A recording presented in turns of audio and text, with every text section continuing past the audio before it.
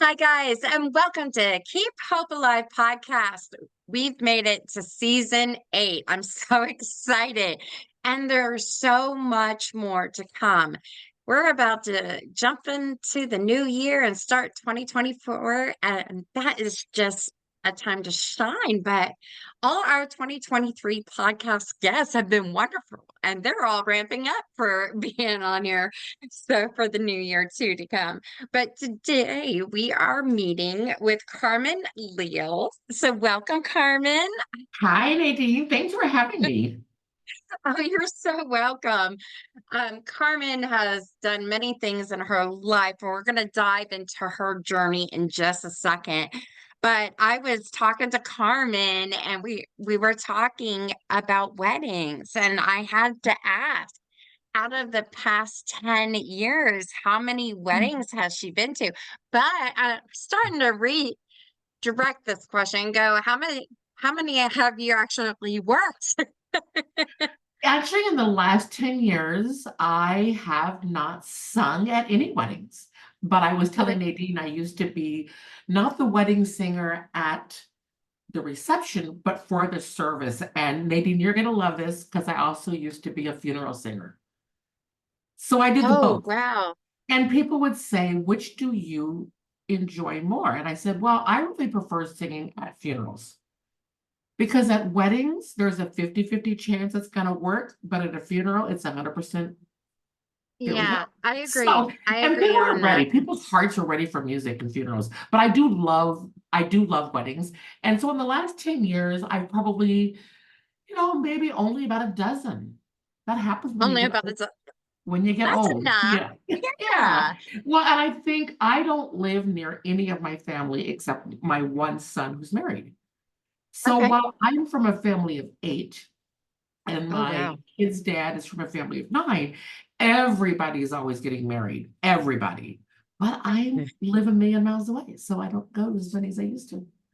But We're gonna be able to start watching live streams probably of weddings if we can't make it. So yeah, that's the yeah, new there's thing something coming I out don't in know the that event just doesn't industry. work for me. It makes me sad. I Because you're really not there, but it could be like a Zoom. They could still I know, I see know. No, no, no. I just doesn't work for me. If I can't be there, I'll just send a better gift. a better gift. Well, hey, Send a better gift. if I, Yes. I ever get married again, I'll be like, do not come because I want that big gift. Yeah, the better gift, right? To say you see you have this guilt thing.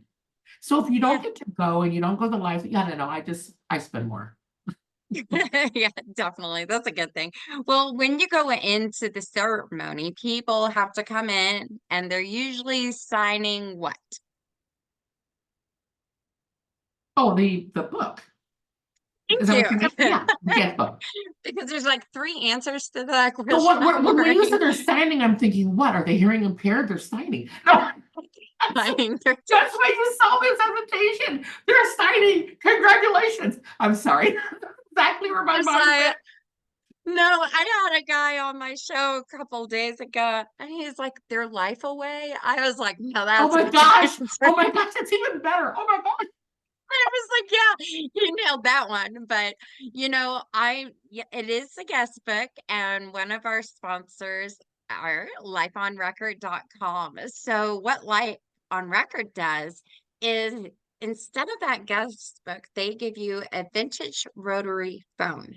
So when the guests come in, they can pick up the phone. They can leave a message for maybe 1 or 5 minutes or even 30, but don't do a 30-minute message during a ceremony. But right to the side of the phone is a QR code. So if they're not going to wait in the line to leave that quick message, they can scan it and they can do it, during or after, or before the wedding and stuff like that. Fun. Now, once all these messages get recorded, they will burn it on either a 12-inch vinyl record or they have this cute little boom box that they put it on. It is so cute, but it's a collection of voices, and that is Oh, amazing. wonderful. I love that I, idea. you said funeral ceremonies. I always thought about that with Life on Record because that name You could do so much. It doesn't just have to be a wedding. You could do corporate Oh, events. You can do funeral events. But just hearing, I'm sorry. I used it for my son's football team. One of the kids broke the legs. So the boys called in, I hope you feel better. And now we have those recordings to send the oh, kid getting better. So, I love this there's idea. I just love it. yeah, it's amazing. Now you get to keep that phone number for 1 year. So I tell everybody right before the year anniversary, call back and leave a message and say, "Hey, well, happy anniversary," Wow, that's great. Take that cake And out of the freezer. Yeah. yeah, the cake, you nailed it. I I always say do, the cake yes. too. I didn't like my cake after a year. It was like we threw it away. Well, I've So been married 3 times and I've never done the cake in the freezer. So there we go. I've been married 3 times too. All right. Yeah, it happens. Yay! It happens. We're a As unique three red club. timers. I Oh have a my. friend. We were born on the exact same day, same year, and we were both married 3 times. So 1 year I'm the president of the club, and 1 year she's the president. I'm the vice president. We go back and forth because that's a very unique club. Yeah. Same birthday, same year, and same number of weddings. So Oh my goodness. Yeah. I feel bad when people ask me, well, you've been married. I go, yeah. So they think it's just one. And when I say no, it's been three. And there is a reason. And it's really, hard to go into. And it's something I teach on the podcast, but people like the main topic, abusive relationships. That's something I teach, but how to get out of them, how to be safe and everything. So yeah, that's kind of the journey that this has gone through. But it's like I'm a certified wedding planner and I do everything wedding and special events. But then I'm helping people, who are in abusive relationships. And then with health, I like helping with health stories and stuff, and then small businesses. So I'm just kind of keep hope alive, right? yes. But life on record, really quick. If you want to learn about them, you could go to www.lifeonrecord.com. It plans, I think I said, start at $99 for the year, which is really cool. I love So, it. all right. So we are going to get started, Carmen. Who is Carmen? I want to know who Carmen is. Today or 10 years ago, or I'll be 70 in May. That's who she is. I will be 70 in May. And You don't I'm look someone it. who loves life, and I find hope when most people cannot find hope. And that Yeah. really, I love outgiving God. I love doing and giving and enriching people's lives because I don't feel like any gift that I have was in there for me to give away. That's who I am. Yeah, Yes, yes. And that's important. And, I love that you said the hope part because that's really what it's about. And anybody's journey in business and what they've overcome. I mean, we all get handed challenges in life, but you got to find some joy and hope in there to move on and move I do. forward and learn from them. So, but yeah, as I said, you've done so much. So I'm gonna let you decide where you want to start. So we're going to start at my most recent catastrophe, as we've had lots, but like many of your clients, I was an abused spouse. I did get out before I lost my life. I was a single mom. I started a marketing firm mainly because I didn't want my kids to be latchkey kids. So, what could I do with my life skills that I could help others? That ingredient, but that I only worked when my kids were in school or when they were in bed or every other weekend when they were with their dad. And I built a business. It was one out of necessity, and it really helped me for my entire life. The skills I learned, the the understanding that today isn't tomorrow Hmm. and you have the choice. I had the choice to decide what my tomorrow was going to be for myself and for my children. Yes, And then I definitely. remarried, and sadly, that husband on our third wedding anniversary was diagnosed with a terminal brain disease called Huntington's disease, Oh, I've which heard is of that. like having Alzheimer's, Parkinson's, MS, and paranoid schizophrenia all at once, which is not the anniversary gift I wanted. And so I became a caregiver, which I hated every minute of. And it was a very slow moving disease. I lost my home. I went bankrupt. I ended up divorcing him so he could get Medicaid, but I was his legal guardian. I stayed with him to the end because that's what you do. But Yes. starting out all over again, you're like, didn't I learn these lessons already? Why am I doing this again? But then I remarried, and one of the conditions on remarriage, because the first time you get married, it's all love. The second time, it's a whole lot Yes. of love. The third time, it's all business. Okay, okay, there's this love part, but hey, let's do it this way. So one of the conditions was if you do anything wrong, and I decide the definition of wrong, I have the right to have you killed. He's still alive. There we go. Number two was I don't clean. I don't want to clean. You do it yourself. You hire somebody. I'm not cleaning, so I don't clean house. But number three was we got to move back to Hawaii. I had moved Oh, from Hawaii to Florida with my second husband, trying to give him the best level of care that I could, but I really wanted to go home. So we yeah. moved back, and I was living my happily ever after. I was a concierge for Expedia, Oh, okay. and I was that person at the hotel. Aloha. Do you want to go to Pearl Harbor? I've been in helicopters, swim with dolphins, and I had to do everything for free. It was so Cool. much fun. And I That, loved it. Was perfect job. Was I love Hawaii. I love sharing about the history, yeah. the mythology, the aloha, but I love doing everything for free. It was great. Yeah. And I would never have left.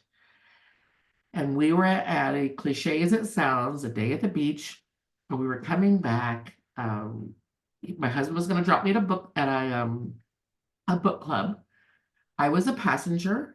My phone was out at a Uh-huh. stoplight so that I could call and get the address of where I was going. And out of nowhere, a giant SUV slammed into our little Subaru. We hit another SUV and then two more cars. So it was news at 10, 5 car pileup, major highway, and life was over. I didn't know I was injured. I knew the car was injured. The car was totaled, but you can always replace stuff. And so I Yes. had no idea that I was so injured.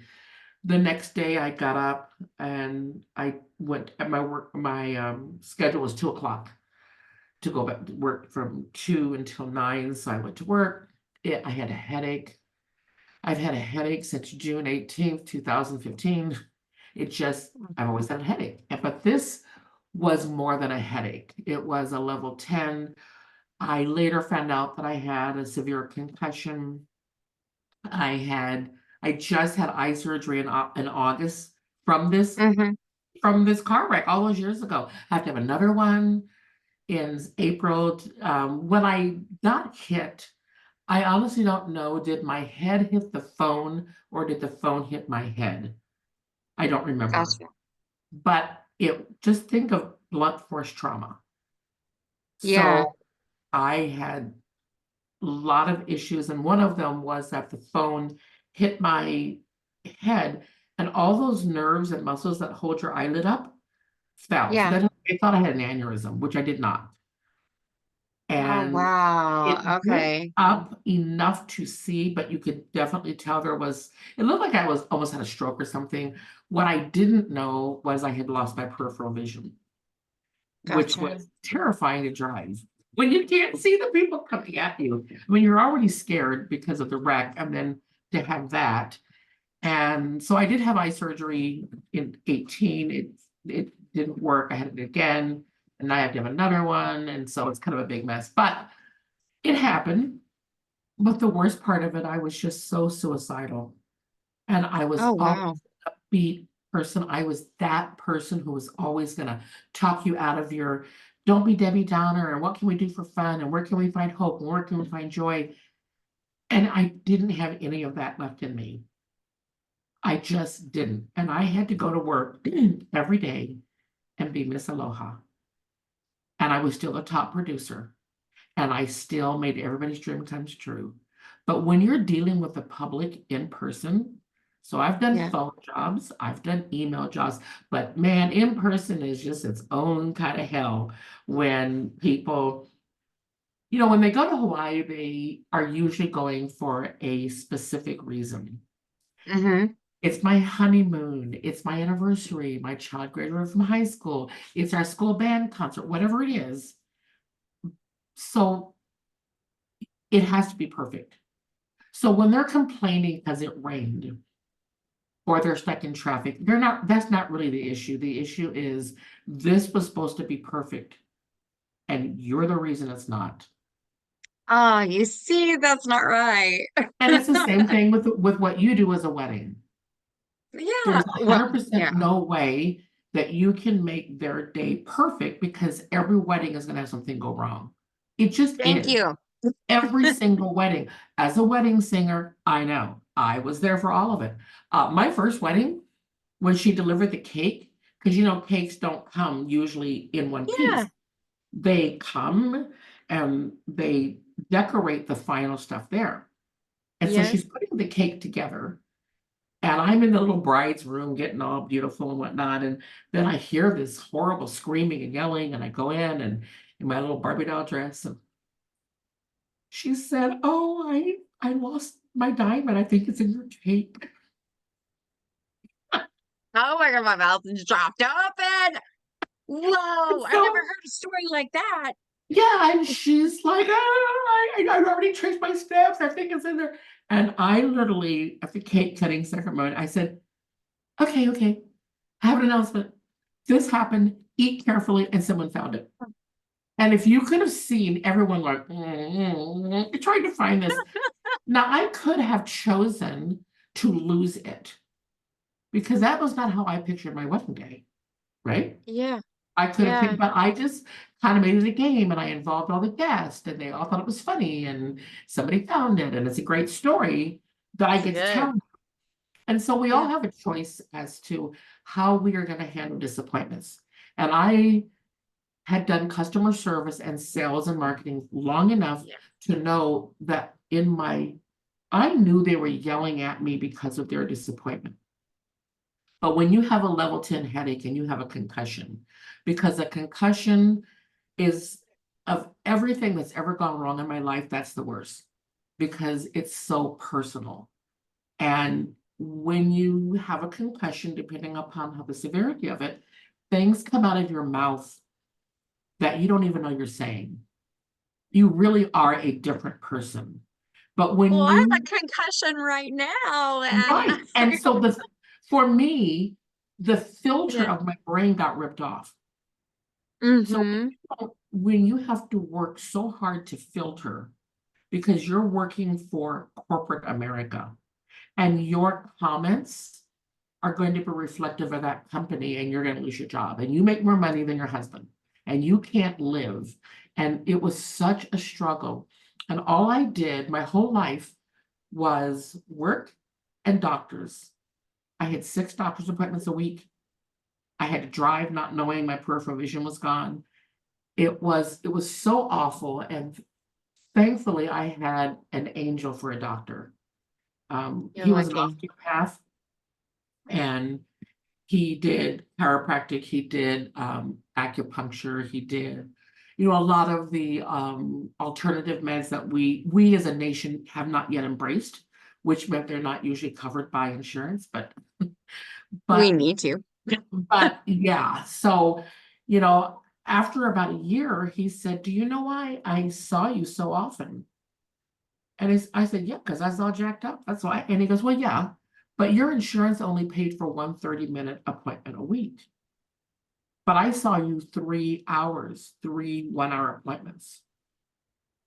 Oh, And I said, "Oh, okay. Why?" He goes, "Because you were so suicidal. But I also knew you were that person who always showed up. So if I kept you going places and I saw you 3 times a week, I knew you were yeah. alive." And I said, well, who paid for that? He said, I never billed anybody for the 2.5 hours. He did that to keep me alive. Wow, what a good Right? doctor. What a Yeah, no, great. he was at, he didn't make any money, but he was a great, and that really helped me to understand that I had value, that Mm-hmm. somebody cared if I stayed alive. My husband didn't know I was suicidal. Nobody knew because I was so good at deflecting. I was so good at pretending. I was so compliant. And, you know, when you lose someone, I found my friend's body when she killed herself. We were in freshman in college. And, people say, how did you not know? Because people hide things and they're really good. They're really, really good at hiding that hurt and that pain. No one knew I Yeah. was a spouse. No one knew all these things because I'm just really good at what I do at being a human being.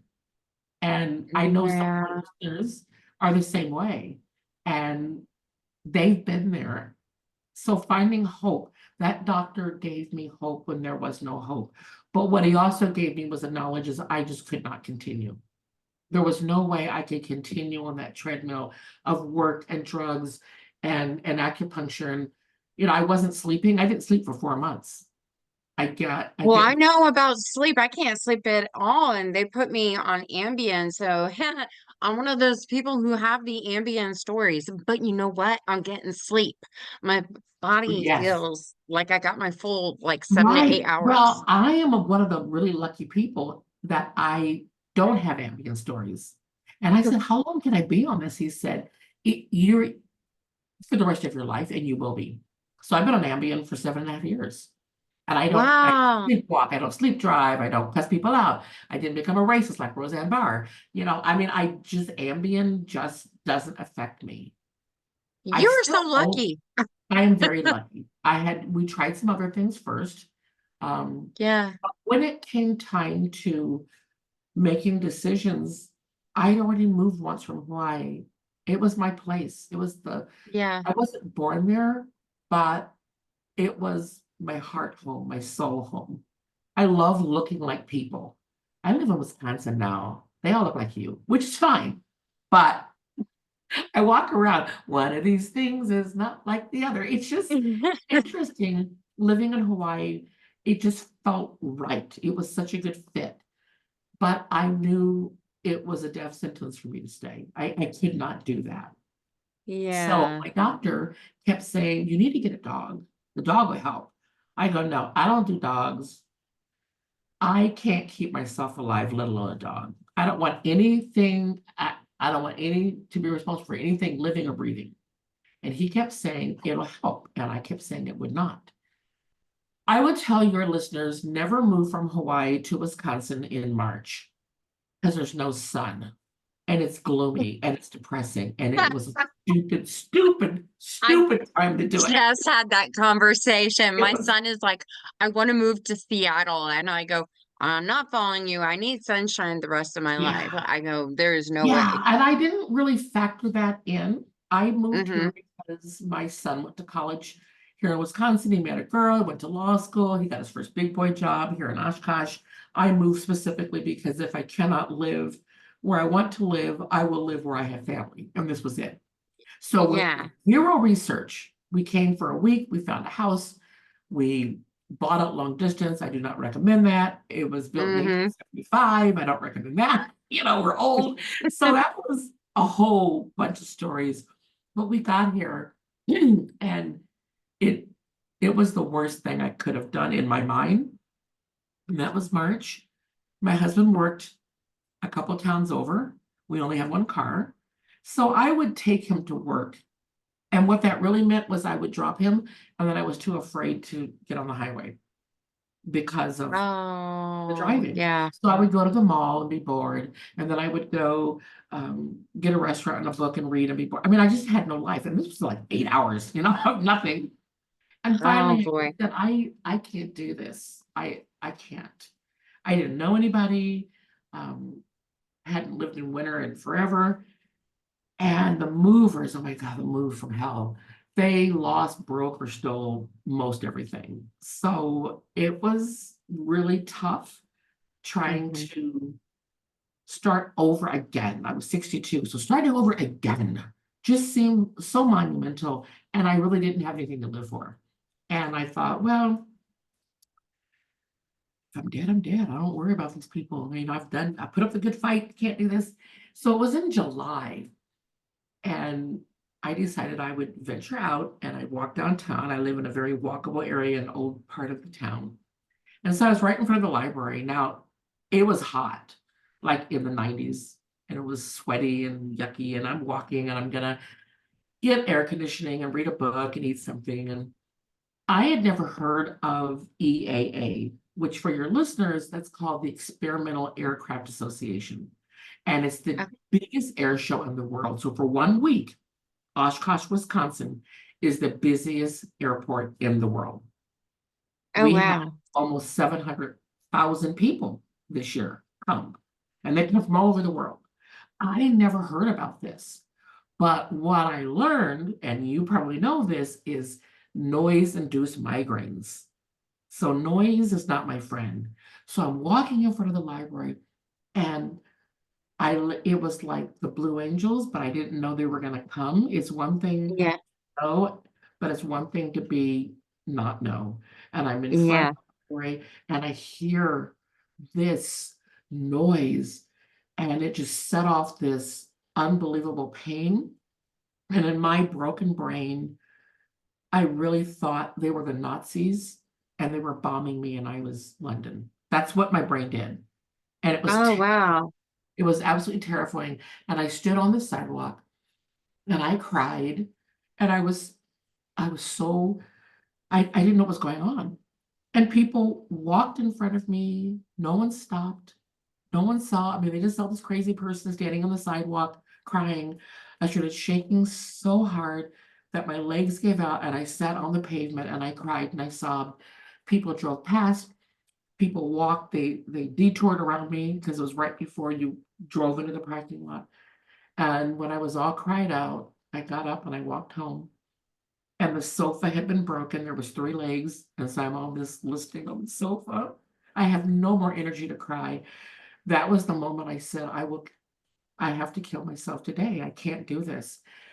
I had bought some kitchen knives because I cook. And so my husband thought I bought them because I finally deserve good knives. But really, I bought them so I would have a way to kill myself. That was my plan. And that I knew was going to happen, except it didn't because the movers lost the box. So I had no knives. That saved my life. That saved my life for the fact that I Yeah. had to do it. And I said, I can't keep living this way. I guess I will go and get a dog because my husband really loves dogs. And so when I kill myself, when I finally figure out how to do it, at least he'll have someone because I'll be gone. And so it did take a few months for me to finally convince myself. And we went to an independent rescue and we adopted the dog who saved my life. That Wow. is the reason I am alive. And he just is behind me, Hewitt, scampering in. Well, His name I is, know I saw you earlier. yeah, I saw the tail wagging, and yep, I go, his "Well, name I is know she already Coconut. got the dog." Yep, his name is Coconut. And my grandson, who was 5 at the time, said, Grandma, you should name him Coconut. I go, why? Well, duh. His mommy and daddy from Hawaii, what are you going to name him? Pineapple? So that's how he got his name. And, when you're depressed, you can't get off that couch. There's no reason to get out of bed. No one calls you. You don't, I mean, I literally knew no one. No one. Yeah. And um, I don't really want to clean up poop off the floor. So that meant I had to take him outside. When you take a dog outside, that means you need to meet your neighbors. That means you're gonna open up conversation. That means you're gonna get Yes. vitamin D. That means you're gonna get exercise. That means Mm-hmm. you're going to have to look at something beyond yourself. And that's one of the real benefits of getting a dog. Yeah. So it just Yeah, kind of happened, and you just sort of fall in love with something that's not you.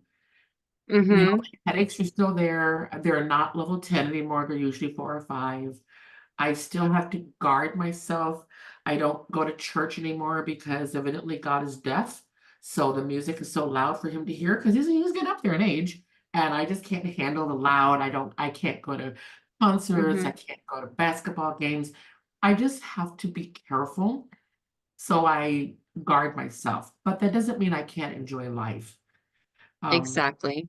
once I realized, okay, I think I'll live, I decided you have to have purpose. So when you're finding hope, for me, you're finding a purpose because you Yeah. can't live all on your own. So what's your purpose? I'm not working, I don't have family. I mean, I had a grandson, but they have busy lives.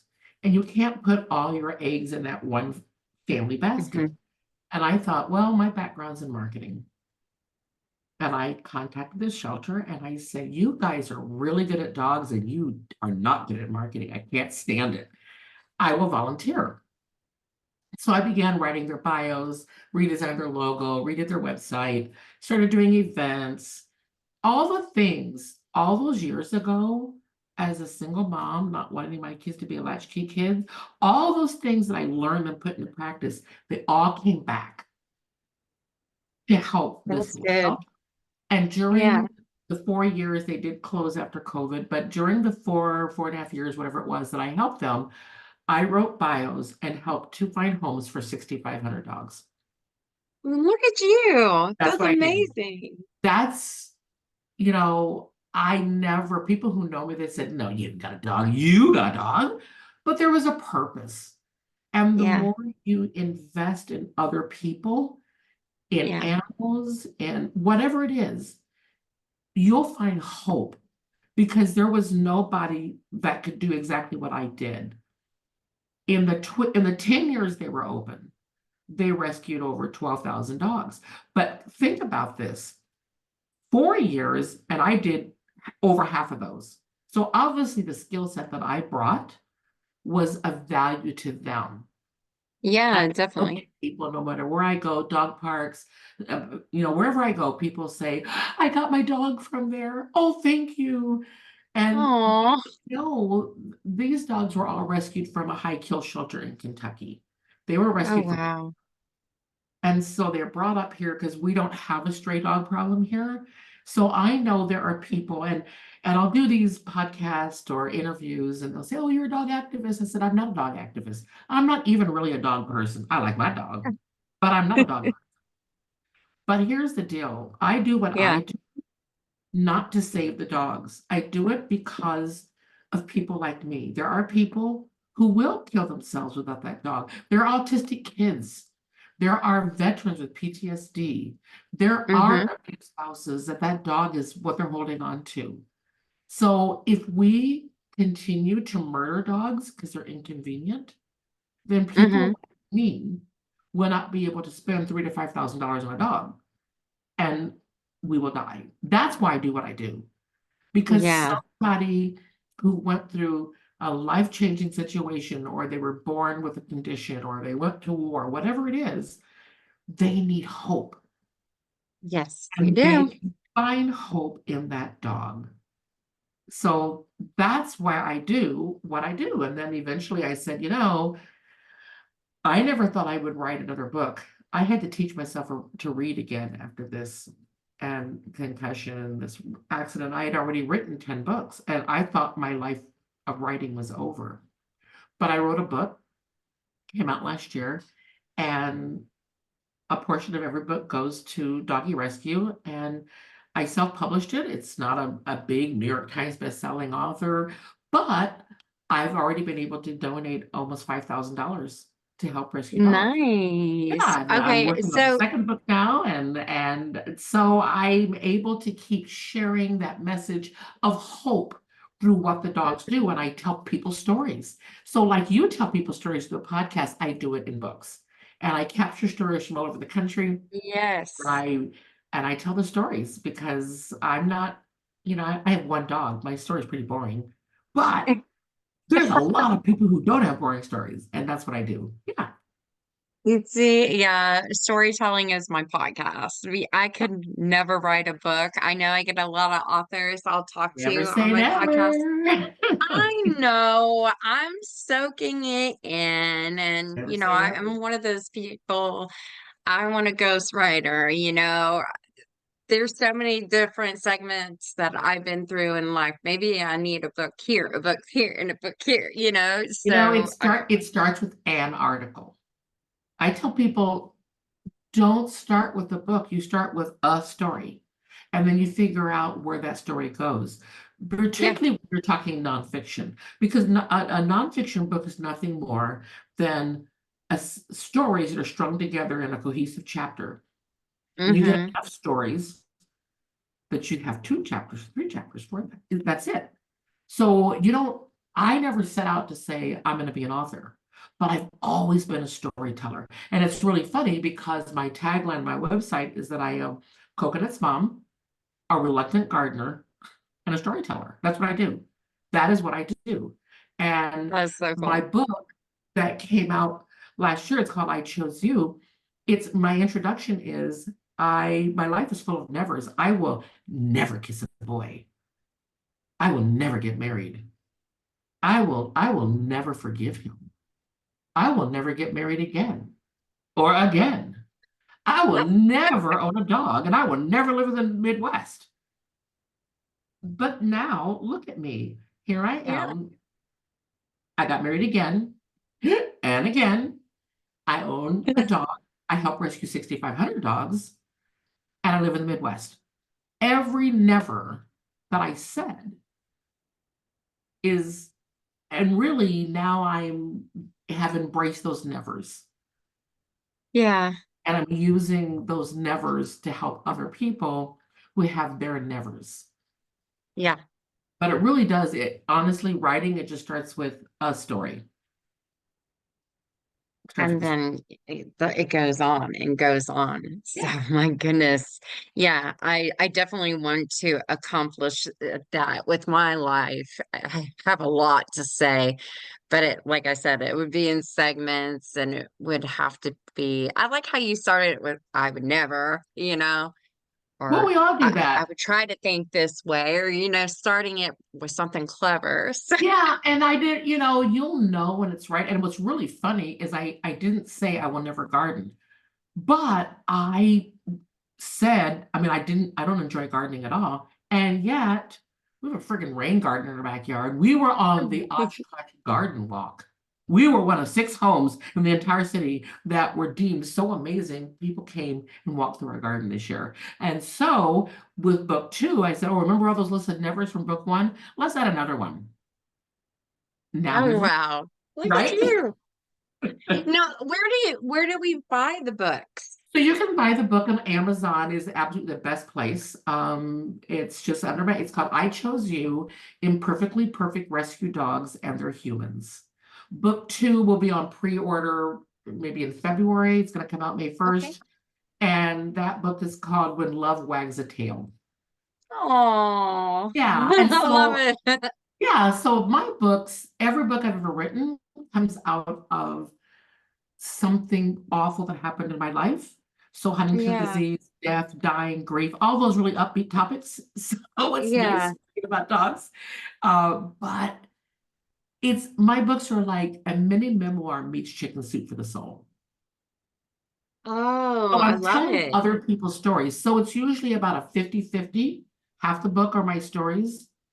This new book, I take that gardening theme and I weave gardening throughout because there's a lot of similarities. I have yards full of rescue plants. There's rescue dogs. All dogs start with the seed. So do Yes. plants. Dogs all need the right nutrition. So do plants. They need the Yeah. right level of sun, the right level of nurture. So there's a lot of similarities. So I'm using that as my hook. And so we're going to be able to, if you're a gardener, you're going to love it. If you're a dog person, you're going to love it. Or if you just love triumph over adversity, you will love it. I already love it. Yeah, so that's what I do. I got my green thumb back in 2002. I didn't know I liked to garden, but Yeah. I had a full garden. And there's Yeah. tomatoes and cucumbers and watermelons. I think Yeah, I strawberries are don't dry. grow food. I had a garden once, and that was enough for me. It was in Chicago. I was pregnant. And the day before I gave birth, I did that garden. I put up 24 quarts of pickles that day. I made so much pasta sauce. I baked bread. I could barely fit in the kitchen. And the next day I had a baby, and I said, okay, I'm done. I'm never gardening again. So I don't like to babysit a garden. So what I have, again, self-defense mechanism, because we moved to Yeah. this house and didn't realize we had severe flooding in the backyard. Oh boy. But I realized, I learned that a rain garden would help to take care of that. And I got a grant from the Rotary to do a rain garden. And every year we Nice. pick up more and more grass. And Mm-hmm. so we just are nurturing nature. So we have butterflies and bees and beauty, and we Oh. just grass is useless. There's no reason to keep mowing that and or paying for the fertilizer or whatever. So it really wasn't this love of nature. It was I had an investment and I didn't want it to flood out. I couldn't afford another place. So when we go through something as minor as a flooded backyard, or we go through something as major as someone trying to kill you, someone you love, someone that you were going to be with forever, and everything in between, we've got to find hope somewhere. So while I will never say I love gardening, and now everybody just laughs at me, like, oh yeah, you're a gardener. And I go, really, really, look at my website. It says I'm not, I'm reluctant. But I can do it because I love sitting out there now and seeing what we've created. We've created order out of chaos, and that dog of mine has Mm-hmm. created order out of my chaotic life. And if I can share with people going through difficult things, and we all go through difficult things, All of all, us do. Yep. all. And one thing I want to tell your listeners is don't demean your suffering. Because when Yes. people like us have this huge life, where for whatever reason we've gone through things that no one should have to go through, but we've done a lot of those. And most of Yes. them were not even poor decisions I made. They weren't. I mean, I was 19 and I ended up with a goiter, and I had to have my thyroid removed, and I woke up during surgery. This is not something I can control, and I'm claustrophobic now. So Uh, the stories. But when we go yeah. through this, there's got to be a purpose. There's a purpose. But I tell Chris. people, they go, oh, I just feel really bad about whining about this. I mean, because look what you went through. And I go, yeah, but you're not equipped me to do what I did. I was especially equipped to handle all of these and to find hope and joy so that I can meet random people and be exactly what they need, Yes. Nice. right? Yep. So for your listeners, don't demean your suffering. Just because it isn't mine and mine makes a better story. I got sound bites for days. But you know what? I would Yeah. trade places and not have sound bites for days. But just because you weren't equipped like I was equipped doesn't mean your suffering isn't just as real and just as awful. And you've got to find hope and joy, and don't squish it down. Because it's when you squish it down, when you're not honest with yourself, when you put on that mask, when you play those games, that is when you hurt other people. Mm-hmm. Worst case scenario, you end up dead. You destroy relationships. All those things that happen because we're not honest. Exactly. Exactly. You got to be true, know who you are, and self-love. I mean, it's Yeah. just about that But empowerment of knowing who it's you so are. hard. It's so hard when you don't recognize yourself. Mm-hmm. It's hard to love someone you don't know. And I really did not know myself. I did not know myself. I had never, and again, I went through more than anybody should ever go through. But this time it was personal. This Yeah, time it was worse than I don't want to do that again. But, you know, exactly. but look at the people that I've been able to help Not through. only people, dogs too. Remember that your Yes, dogs too, dogs too. and your plants.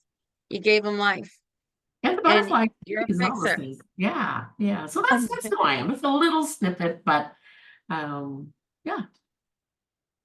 Wow. And I mean, you have also, I mean, with the books, I'm going to be putting them on our website at the storefront for keephopealivepodcast.com so Yay. people can go and buy those. And just remember that portion will go to, you said the dog foundation Yeah, or, the shelter I used to work with, it closed, and so I had to oh, find a new one, and so I give to a little foster to adoption group, and this group gets all their dogs from a kill shelter in Kentucky.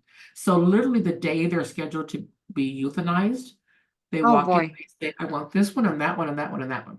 And then what I do is, well, down in Alabama, where they're from, it's so poor there, you can adopt a dog for $60, which is nothing. But up Yeah. here, it's about 375.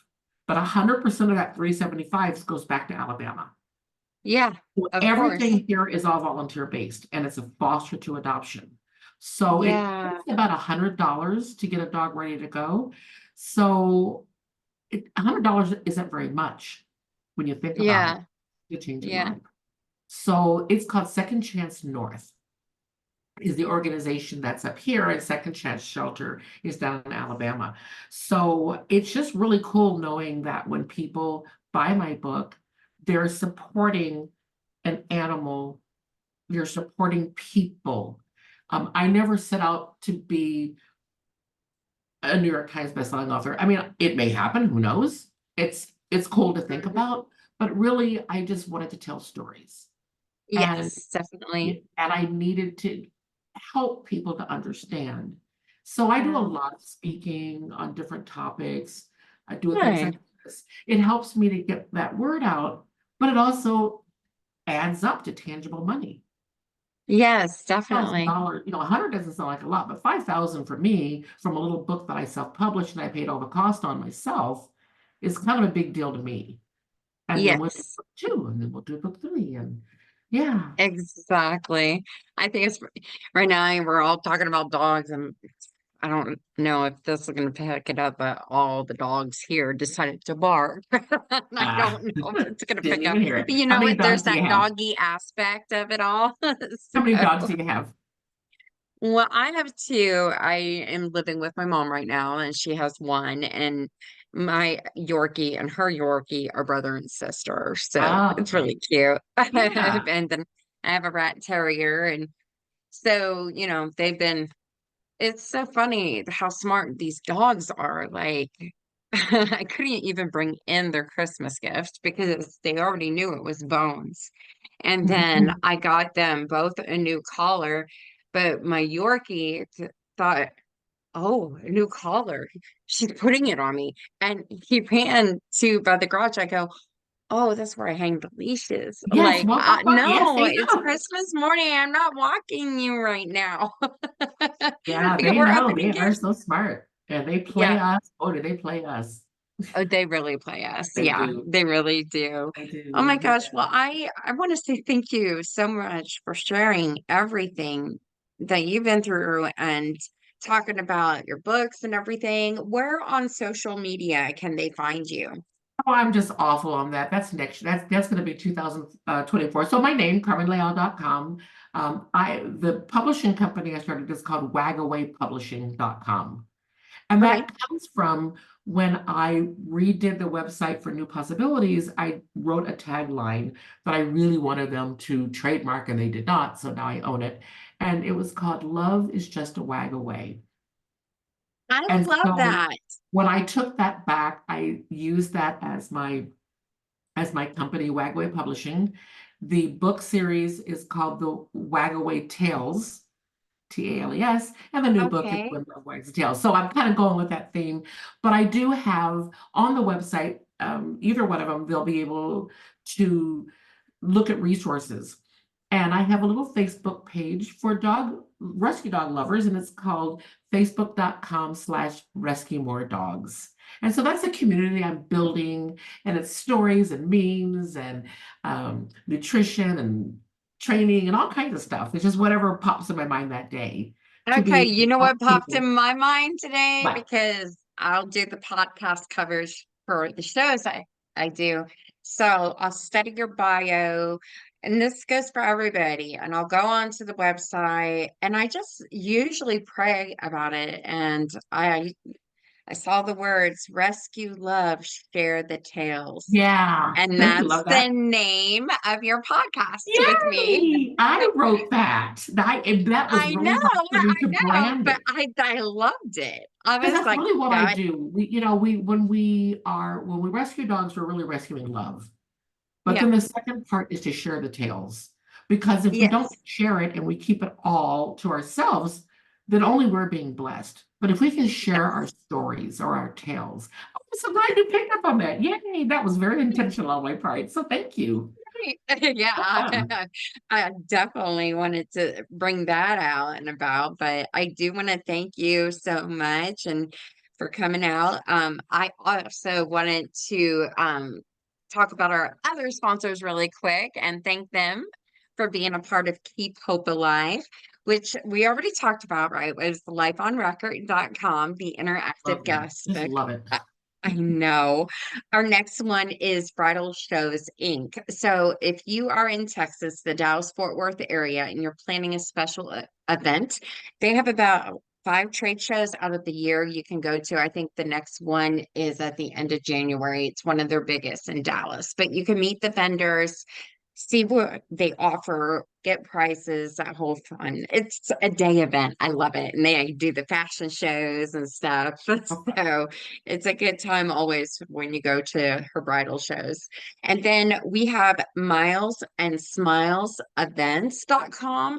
Deborah Rose, she's the owner of that company, and she has like this investigation background, but she also does handwriting analysis and lipstick Oh, readings, and she brings that to events too. how And she's fun. amazing and she's accurate.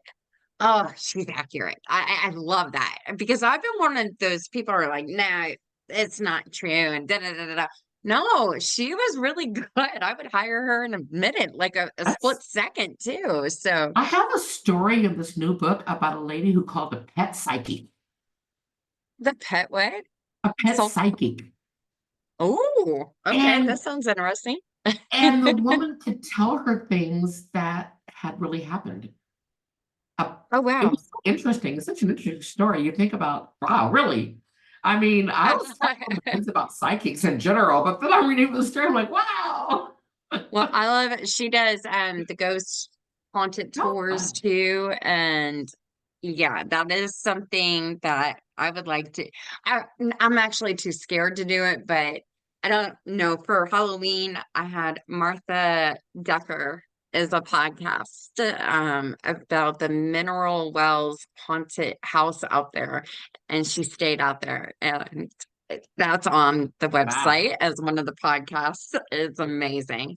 But definitely you can check her out.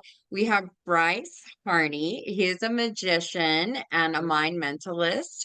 It's www.brycemagic.com. Right now he's traveling all over the United States doing fun events, big corporate events. So, and he's excellent. You gotta go check out his How website fun. too. I can't wait. So, our next one is richmondpunch.net. And he graduated from the Juilliard. He's a violinist. He's been doing this for years and years and years. He's performed in front of 1 million people. I think he's been on like 2 Lifetime shows as a violinist too. So he's willing to travel. If you need music for a wedding or a corporate event or movie, whatever it may be, reach out to him. And our last one is TK Hair Salon in good old Plano, Texas. They do. hair coloring, They did a good haircuts. job. They Yes, did you. updo. Yeah, they do everything. I just love that company. And I mean, it's just one thing to say, if you're in this area, go check them out. Ask for Tina. She's amazing. We'll go from there. But other than that, I mean, hey, we made it to season 8. Wherever you guys find your podcasts, you'll be able to find Keep Hope Alive's podcast. And if you have any questions for Carmen, you can call us at 833-780-HOPE, which is 4673, I believe. So, and I'll pass those messages to her. Thank you. But I am going to bring you back on as soon as all these other books come out and get Oh, that up I and rolling. love it. Love it. I know, right? But I want to say thank you once again. And until next time, guys, love and light. Thank you so much. Thank you. Happy New Year. Happy New Year. Happy New Year. That, yes. All right. Everybody have a safe New Year. Safe New Year. No car wrecks. No car wrecks. Exactly. Exactly. Don't want that. No drinking and driving. Nope. All All right. right. Thank Bye, you so guys. much. Bye-bye. You're welcome. Bye.